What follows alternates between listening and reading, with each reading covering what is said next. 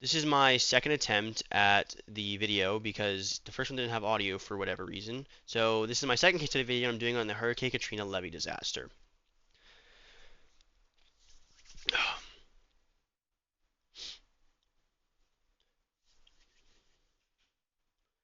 On August 29, 2005, Hurricane Katrina made landfall near the Louisiana-Mississippi border, with wind speeds reaching 125 miles per hour and a storm surge over 20 feet high in some areas.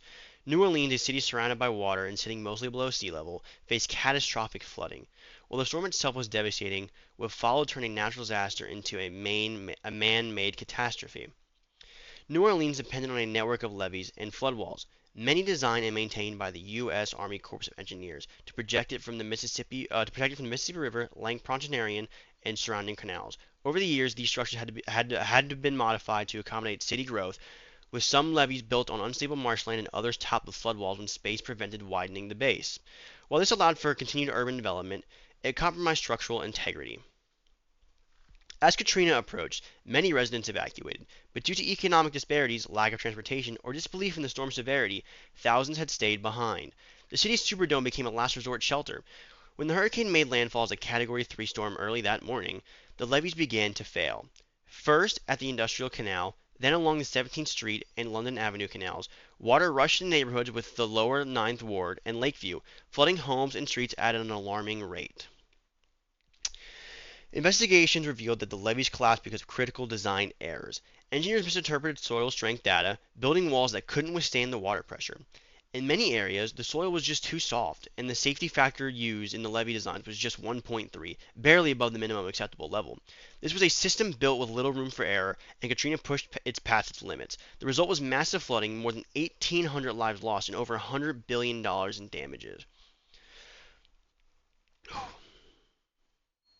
While the levees physically broke under pressure, the real problem started long before the storm ever showed up.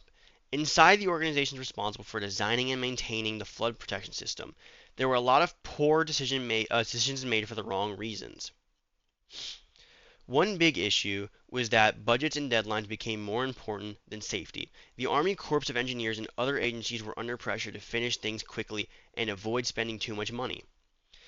This meant risky decisions weren't looked into deeply enough, and safer but more expensive options were skipped. Safety was treated like a checklist instead of something that needed real attention.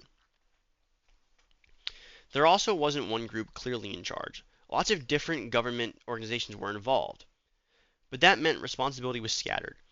Everyone thought someone else would catch the problem or fix it. As a result, signs of danger were often ignored or passed on instead of being taken seriously. Another big problem was what experts call normalization of deviance. Basically, people got used to small problems and started to believe they weren't a big deal, just because things hadn't failed yet. But that way of thinking leads to a false sense of security. Engineers trusted that the levees would hold because they had in the past, even though the warning signs were growing. Biases in thinking also make things worse. People in charge didn't want to hear bad news, so they ignored warnings or brushed off concerns. Engineers who spoke up were often not listened to. Leaders chose to believe everything was fine because it was easier, not because it was true. In the end, though, no one stopped to say, let's pause and double check this. The system failed not just because of water, but because the people in charge didn't act when they should have. Katrina didn't just break levees, it exposed a system full of excuses, silence, and missed chances to do the right things.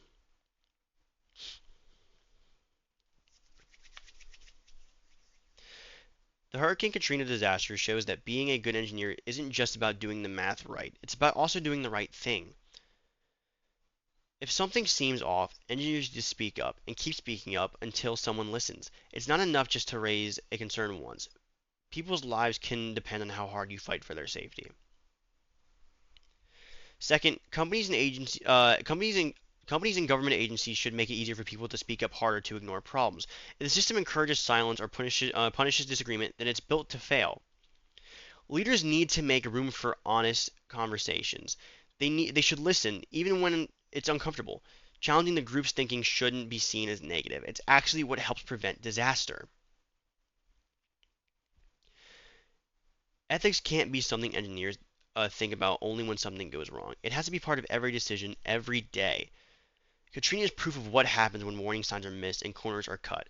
If engineers take responsibility seriously, they can make sure something like this doesn't happen again. Hopefully this has audio this time. Bang.